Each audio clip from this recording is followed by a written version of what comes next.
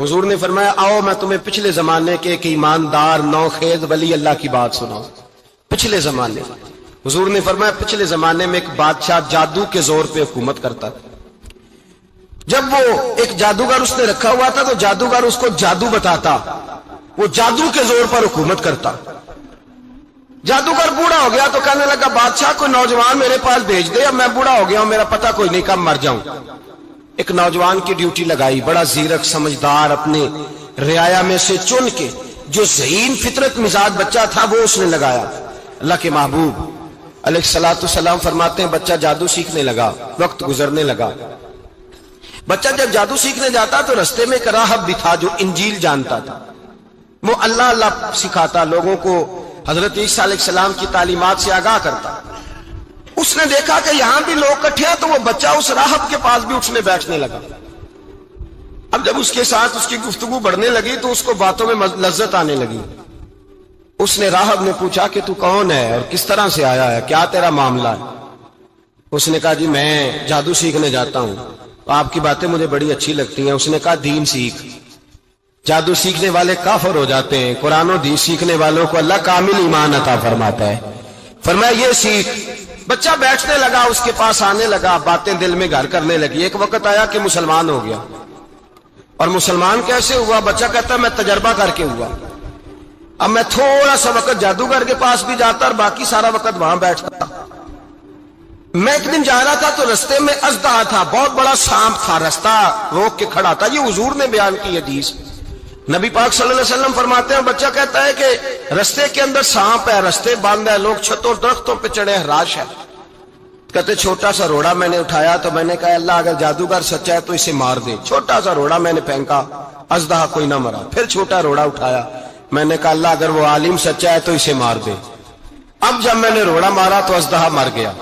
میرے اندر سے گواہی آئی نہیں دین کی باتیں سچی ہیں, نہیں قرآن کی باتیں اسلام سمجھانے کے لیے عرض کر رہا ہوں. اگرچہ اس دور میں انجیل تھی, اللہ رسول کی باتیں اچھی ہیں. کہتے میں مسلمان ہو گیا, اب میں نے راہب کے پاس ہی رہنا شروع کر دیا, جادوگر کے پاس چھوڑ دیا. اس بچے نے آنا. بادشاہ پوچھتا کہاں زیادہ وقت گزارتے ہو تو وہ بات گول کر دیتا. وقت تیزی سے بڑھنے لگا. اللہ نے اس نوجوان میں طاقت پیدا کر دی. اب وہ اس کے اندر نا اللہ نے توانائی روحانیت پیدا کر دی. ابھی جوان ہے, 14-15 سال عمر ہے. اللہ نے اب جو بیمار بھی آتا وہ دعا کرتا تو اللہ صحت عطا کر دیتا. جو بھی آتا. بادشاہ کا ایک درباری تھا, بادشاہ کو پنکھا جلتا تھا, وہ اندھا ہو گیا. کوئی ایسی تکلیف آئی کہ نابینا ہو گیا. بڑے علاج کرائے, شفا نہیں ہوئی. کسی نے اس بچے کا پتہ بتایا کانوں میں. اس کے پاس گیا تو بچہ کہنے لگا شفا تو ہو جائے گی پر کلمہ پڑھنا پڑے گا, مسلمان ہونا پڑے گا. جس پیغمبر کا میں غلام ہوں تجھے بھی بننا پڑے گا, دین پہ عمل کرنا پڑے گا. اللہ شفا دیتا ہے. اس نے کہا تو مجھے کلمہ پڑھا, مجھے شفا دے, میں تیار ہوں. اس نے کہا شفا تو اللہ دیتا ہے. اس نے اللہ تبارک و تعالیٰ کا ذکر کر کے دعا مانگی. یہ مسلم شریف میں حدیث ہے, طبرانی میں موجود ہے. اللہ نے اسے شفا دی, اس نے کلمہ پڑھنا شروع کر دیا. یہاں ایک نقطہ لکھا ہے ہمارے علماء نے, کہتے ہیں جب اللہ ولایت عطا کرتا ہے نا تو یہ سفید بالوں والے کا حصہ نہیں ہوتی. اگر جوانی میں کوئی آدمی توبہ کر کے تصوف کے رستے پہ چلتا ہے تو سب سے زیادہ ولایت اللہ اسے عطا فرماتا ہے. سب سے زیادہ ولایت اس کے پاس ہوتی ہے.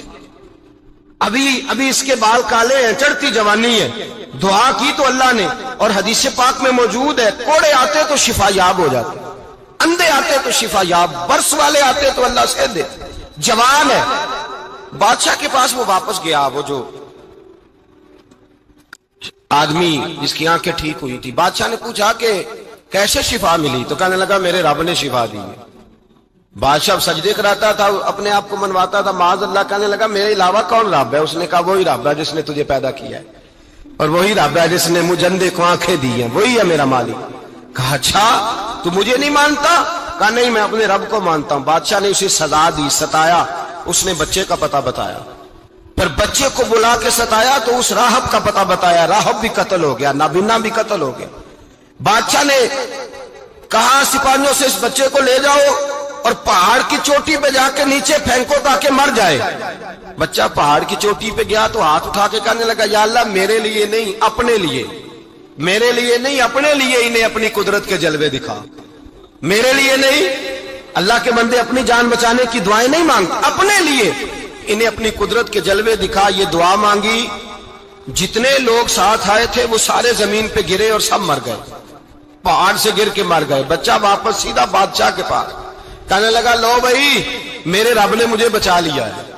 جوان کا ایمان دیکھو, میرے رب نے مجھے, بولو میرے اللہ نے مجھے ایمان کی گواہی دے رہا ہے, میں بچ گیا ہوں, تو جھوٹا ہے, میرا رب سچا ہے. اس نے کہا لے جاؤ اس کو دریا میں, کشتی میں بٹھاؤ, بیچ دریا کے جا کے دھکا دے دو.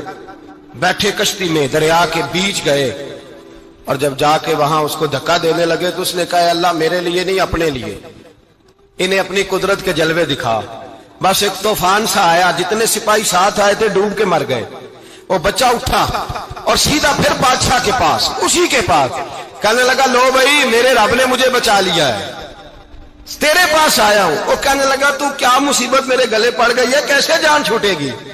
تو بچہ کہنے لگا اگر تو مجھے باندھے درخت کے ساتھ اور سارے ملک کو بلائے, لوگوں کو اکٹھا کرے, پھر تو مجھے تیر مارنا, میں تجھے بتاؤں گا کیسے مارنا ہے, میں مر جاؤں گا. اللہ کا بندہ نوجوان, ایمان دیکھو, مرنے کے طریقے بتا رہا ہے. میں تجھے بتاؤں گا میں کیسے مروں گا.